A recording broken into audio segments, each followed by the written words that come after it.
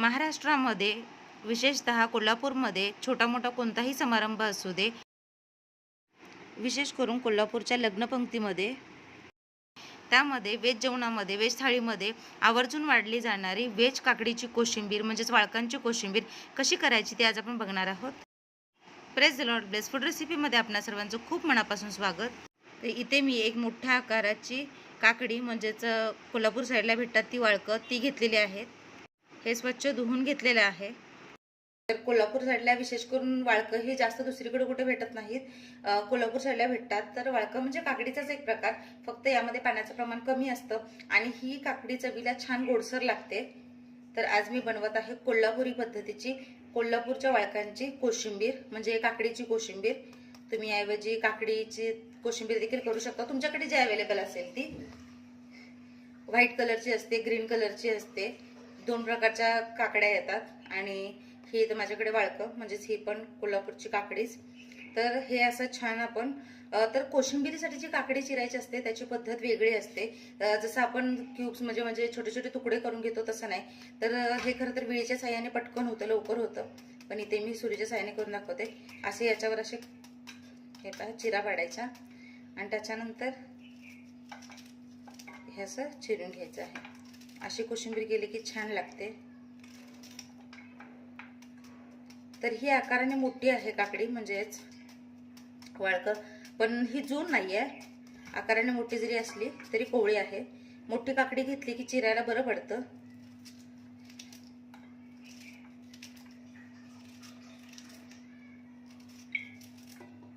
हे पहा दाखवते त्या पद्धतीने हे असं चिरून घेऊयात. मी सगळी काकडी चिरून घेते.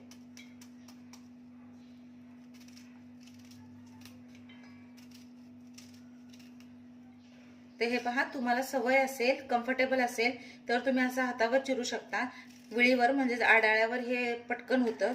तर इथे मला सवय आहे त्यामुळे जे काय करताय ते व्यवस्थित सांभाळून करा. काकडी चिरून झालेली आहे. काकडीप्रमाणेच इथे मी टोमॅटो घेतलेला आहे, जो धुवून घेतलेला आहे, तो पण असाच कट करायचा आहे. तुम्ही जसं टोमॅटो कांदा पण बारीक चिरून घेतो तसं चिरून घेतला तरीही चालेल. हे पहा,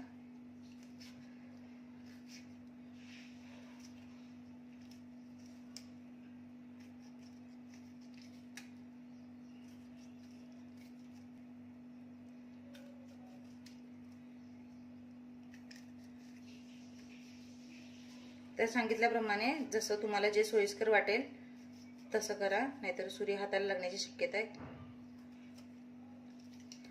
तर छान तुम्ही काकडी, टोमॅटो, कांदा इतर वेळेस जसं कट करतो तसं बारीक चिरून घेतलं तरीही चालेल. इथे हे मी माझ्या पद्धतीने करते.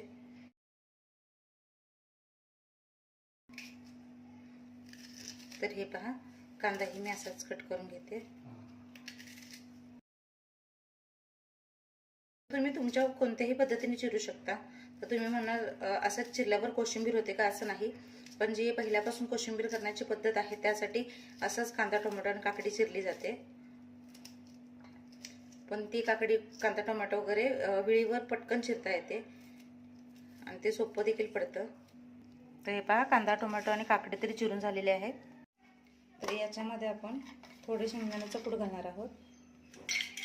तर ह्याचं दरदरीत करून घेतलेलं थोडं शेंगदाण्याचं कूट आहे. तर कच्च्या शेंगदाण्याचं कूट घातलं तरीही चालेल किंवा शेंगदाणे भाजून त्याचं कूट घातलं तरीही चालेल. तर इथे मी शेंगदाणे भाजून त्याचं कूट केलेलं आहे ते घातलेलं आहे. आता आपण जी कोशिंबीरीसाठी फोडणी लागते ती करून घेऊयात.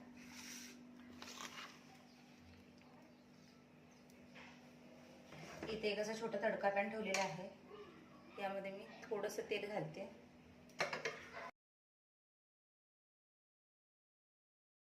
जिरे मोहरी टाकलेले आहे. जिरे मोहरी कचडले की त्यामध्ये हिरवी मिरचीचे तुकडे टाकायचे. तुमच्याकडे कढीपत्ता असेल तरीही टाका. इथे माझ्याकडे कढीपत्ता नाही म्हणून टाकलेला नाही आहे. आता ही जी तयार फोडणी आहे ती याच्यात ओतायची आहे.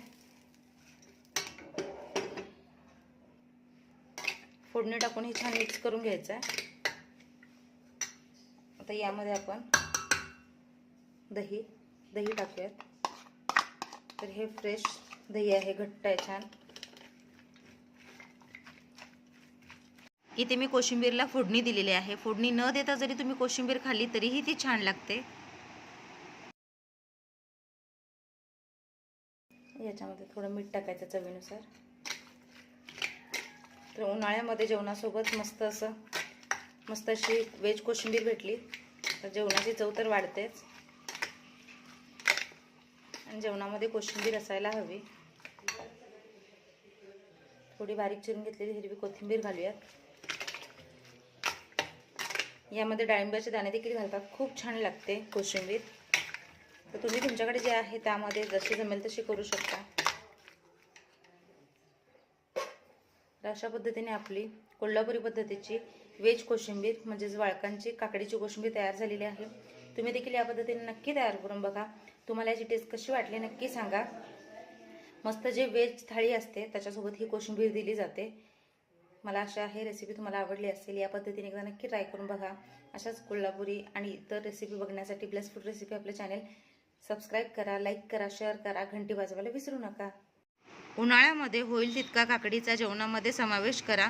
मग ती कोशिंबीर असो किंवा सॅलड असो, कारण काकडीमुळे शरीरातील पाण्याची पातळी टिकून राहते आणि आरोग्याच्या दृष्टीनेही उत्तम देखील असते.